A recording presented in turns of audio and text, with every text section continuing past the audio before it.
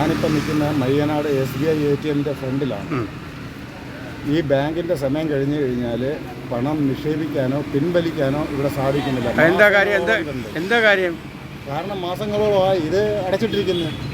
Bank തുറന്നിരിക്കുന്ന സമയത്ത് അവിടെ നിന്ന് എടുക്കാൻ പറ്റും. അല്ലെങ്കിൽ പിന്നെ ഇവിടെ വന്നിട്ട് ബാങ്ക് അടച്ചു കഴിഞ്ഞാൽ എങ്ങനെയാണ് പണം എടുക്കുന്നത്?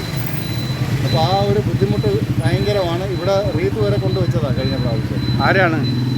പാർട്ടിക്കാർ. പണം എടുക്കണമെങ്കിൽ വേറെയുള്ള ATMന് പോയി ആശ്രയിക്കേണ്ടി വരും. അതിന് പൈസയും കട്ട് ചെയ്യുക.